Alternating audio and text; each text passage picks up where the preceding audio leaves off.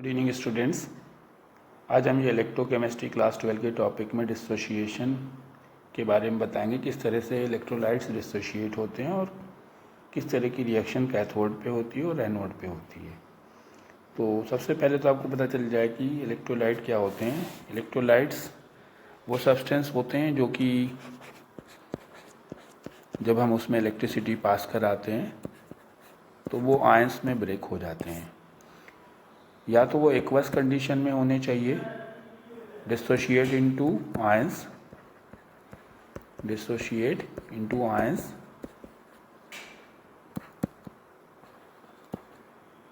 On passing electric current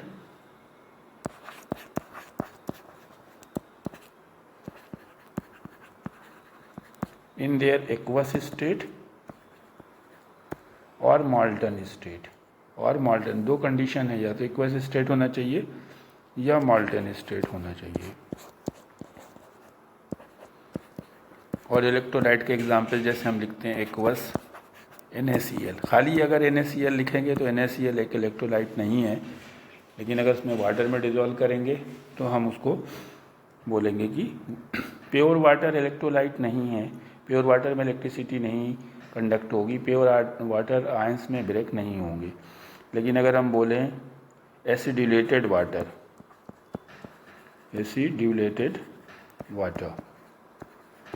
यानी acid मिला हुआ कोई वाटर लेंगे, दैट इज़ इम्प्योर वाटर हो गया।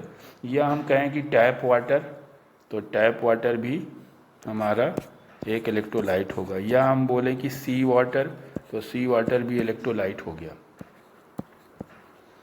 सी वाटर। लेकिन अगर हम बोलते हैं कि प्योर वाटर या distilled water, that is not an electrolyte. तो पहली बात तो जिसमें इलेक्ट्रिसिटी कंडक्ट होती है इन्हें हम इलेक्ट्रोलाइट बोलते हैं, जो आयंस में डिसोशिएट होते हैं उन्हें इलेक्ट्रोलाइट बोलते हैं। अब यहाँ पे बात आती है कि इलेक्ट्रोलाइट टू टाइप्स के होते हैं, जिसमें कि पहला होता है स्ट्रॉन्ग और वीक। स्ट्रॉन्ग इलेक्ट्रोलाइट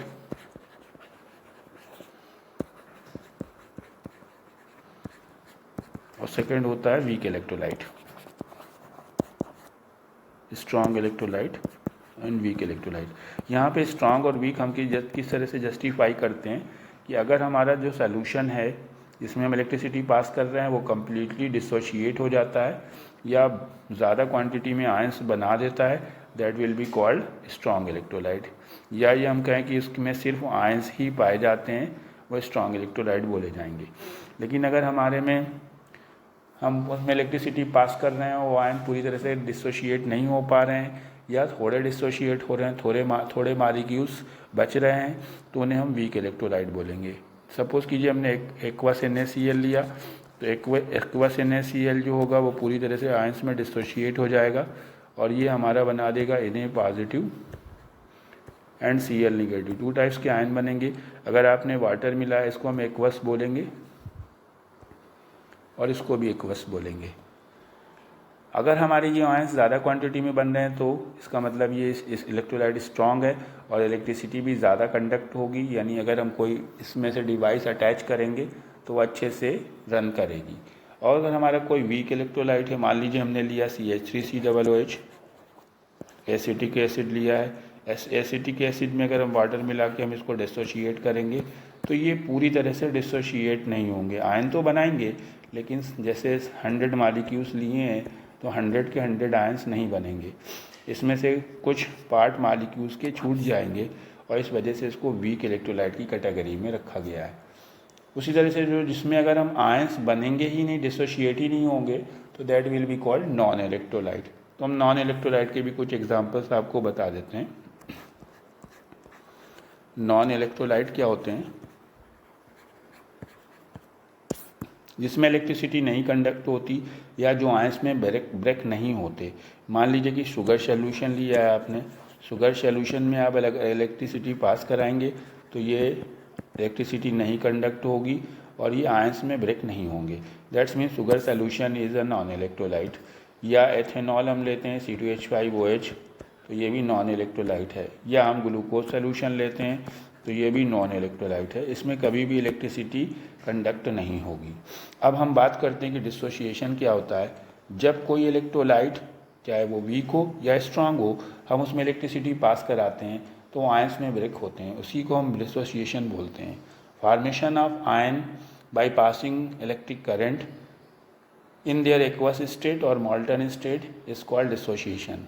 मान लीजिए कि हमने PbBr2 लिया है, PbBr2 लेड ब्रोमाइड, और हमने ये मॉल्टन लिया है, इसमें हमने वाटर नहीं मिलाया। ये मॉल्टन स्टेट में भी इलेक्ट्रिसिटी कंडक्ट कर सकता है, इसलिए इसको हम मॉल्टन लेड ब्रोमाइड यानी मेल्ट कराने के बाद हम जब इसमें इलेक्ट्रिसिटी पास कराएंगे तो ये आयंस में टूट जाएगा। Pb डबल पॉजिटिव आयन बनेगा और Br के 2 आयन बनेंगे 2Br निगेटिव। यहाँ पे स्टूडेंट्स बहुत मिस्टेक करते हैं कि ये कैसे लिख दिया सर ने, तो इसमें देखिए बहुत इजी है, और लास्ट तक वीडियो को देखेंगे तो आपको और बहुत सारे कन्फ्यूज़न दूर हो जाएंगे। Br के नीचे यहाँ पे 2 लिखा है, इसका मीनिंग है कि Pb के ऊपर हमको यहाँ पे +2 लेना है, जो कि हमने यहाँ पे ये +2 लिया हुआ है। इसी तरह से Pb के नीचे कुछ नहीं लिखा है, दैट्स मीन 1 लिखा है, तो Br के ऊपर हमने 1 लिखा है। Br के नीचे 2 लिखा था, तो Br के पहले यानी Br के 2 माल आयंस बन रहे हैं, तो 2Br निगेटिव हमने लिया। जिस पे प्लस चार्ज होगा उसे हम बोलते हैं कैटायन। अगर हमसे पूछा जाए इसमें कैटायन कौन सा बन रहा है, तो कैटायन आपको बोलना पड़ेगा Pb double positive lead ion. और अगर हमसे पूछा जाए एनायन कौन सा बन रहा है, तो एनायन हमको बताना है Br निगेटिव। हमें ये आंसर नहीं देना 2Br निगेटिव आयन नहीं बोलना है, Br निगेटिव आयन है। ये तो 2 तो उसके नंबर्स हैं। अब जब हम कैथोड रिएक्शन की बात करेंगे तो कैथोड पे हमारे कैटायन जाएंगे यानी Pb डबल पॉजिटिव आयन जाएंगे। तो हम कैथोड रिएक्शन किस तरह से लिखते हैं, कैथोड रिएक्शन जो हमारा Pb डबल पॉजिटिव है, इसके पास ऑलरेडी 2 इलेक्ट्रॉन्स कम है, ये कैथोड पे पहुंचता है। कैथोड उसे बोलते हैं, उस इलेक्ट्रोड को बोलते हैं जहाँ पे एक्स्ट्रा इलेक्ट्रॉन्स होते हैं, और इस Pb डबल पॉजिटिव के पास इलेक्ट्रॉन की शॉर्टेज है, तो वो वहाँ से 2 इलेक्ट्रॉन को ले लेता है, तो हम +2 इलेक्ट्रॉन करेंगे। यहाँ पे हम इलेक्ट्रॉन को ऐड कर रहे हैं, एडिशन ऑफ इलेक्ट्रॉन हो रहा है, that's mean addition of electron को हम रिडक्शन रिएक्शन बोलते हैं। यानी कैथोड पे हमेशा रिडक्शन होगी, और इलेक्ट्रॉन जोड़ने के बाद जिस इसके इलेक्ट्रॉन शॉर्ट थे लेड के, जब इसके पास ये 2 इलेक्ट्रॉन्स आ गए लेड के पास, तो इसका ये चार्ज ख़त्म हो गया और ये लेड Pb बना देता है, मेटल बन के न्यूट्रलाइज हो जाता है। हमेशा कैथोड पे रिडक्शन रिएक्शन ही होगी, और जो आयंस होंगे वो अपने चार्ज को न्यूट्रलाइज करेंगे। तो कैथोड पे जो ये प्रोडक्ट बना इसको बोला जाएगा कैथोड प्रोडक्ट, यानी पूछा जाएगा what is the cathode product, तो answer will be lead metal. उसी तरह से एनोड की बात करें तो एनोड पे एनायन पहुंचते हैं, एनोड रिएक्शन एनायन पहुंचते हैं। एनायन हमारा था Br निगेटिव, Br निगेटिव पे एक माइनस चार्ज है, और एनोड पे एनोड उस इलेक्ट्रोड को बोलते हैं जहाँ पे इलेक्ट्रॉन की शॉर्टेज होती है, यानी ये Br के पास एक्स्ट्रा इलेक्ट्रॉन है तभी निगेटिव चार्ज है इसके पास, तो ये अपने से एक इलेक्ट्रॉन को माइनस करता है, और माइनस करके इलेक्ट्रॉन एनोड को दे देता है और यहाँ पे Br बनाता है। यहाँ पे इलेक्ट्रॉन का लॉस हो रहा है, तो लॉस ऑफ इलेक्ट्रॉन को हम लोग ऑक्सीडेशन बोलते हैं, यानी एनोड पे ऑक्सीडेशन रिएक्शन होती है। अब जो है हम क्या कहते हैं Br, ये जो बना है Br चूँकि एक सिंगल एटम है, हमेशा ये एग्जिस्ट करता है डायटोमिक फॉर्म में, तो Br के 2 एटम 2 रिएक्शन हो जाती हैं, 2 आयन Br के 2 इलेक्ट्रॉन लूज करके Br बना देते हैं, फिर वो आपस में मिलके Br प्लस Br2 गैस बनाते हैं, और एनोड पे एक गैस उड़ती हुई दिखाई देती है। Br2 का कलर जो है रेडिश ब्राउन है, यानी रेडिश ब्राउन कलर की वेपर्स या आप कहेंगे गैस हमको एनोड पे दिखाई देंगी। अगर आपसे कैथोड प्रोडक्ट पूछा जाएगा तो जैसा कि आपने देखा कैथोड पे लेड बना था, और एनोड प्रोडक्ट पूछा जाएगा तो एनोड पे कौन सी गैस बन रही है, एनोड पे आपकी गैस बन रही है Br2 गैस। तो आप नेक्स्ट क्वेश्चन हो सकता है व्हाट इज कैथोड प्रोडक्ट, तो answer will be lead metal. Anode product, so answer will be Br2 gas. देखिए एक एग्जांपल आपको और दे रहे हैं, सपोज़ कीजिए कि हम वाटर की इलेक्ट्रोलाइसिस करना चाहते हैं या वाटर के बारे में डिसोसिएशन करना चाहते हैं, डिसोसिएशन ऑफ वाटर। हमने आपको बताया कि प्योर वाटर जो होता है डिसोशिएट नहीं होता है, तो हमें इसमें ऑलरेडी कुछ मिलाना पड़ेगा। हम एसिड मिलाते हैं, तो पहले तो हमने उसको बोलते हैं एसिडिलेटेड वाटर या डाइल्यूट एसिड बोलते हैं। H2O हमने लिया, H2O अगर एसिड मिलाने के बाद डिसोशिएट होगा और दो आयन बनाएगा, H पॉजिटिव और OH निगेटिव। उसी तरह से हम इसमें H2SO4 मिलाते हैं, क्योंकि प्योर वाटर डिसोशिएट नहीं होगा। जब H2SO4 मिलाएंगे तो H2SO4 भी डिसोशिएट होगा और वो बनाएगा 2H पॉजिटिव और प्लस SO4 डबल निगेटिव। अब इस सोल्यूशन में आप क्या देख पा रहे हैं कि दो जगह से पॉजिटिव आयन बन रहे हैं, लेकिन दोनों ही H पॉजिटिव बन रहे हैं, और दो जगह से निगेटिव आयंस बन रहे हैं, लेकिन दोनों अलग अलग निगेटिव आयंस बन रहे हैं। OH निगेटिव है और SO4 डबल निगेटिव। तो हमें पहले नोट करना है कि कटायन कौन से बने।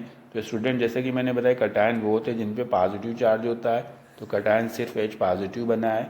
और अनायन कौन कौन से बन रहे हैं? अनायन हमारे उन्हें बोलते हैं जिन पे निगेटिव चार्ज होता है। यहाँ पे अनायन दो बन रहे हैं, एक तो ये अनायन है और दूसरा अनायन ये है। तो हमारा जो हम कटायन लिखेंगे, cation that's mean H positive. अनायन हमारे दो टाइप के अनायन है, तो दोनों हमको मेंशन करने पड़ेंगे, OH negative and SO4 double negative.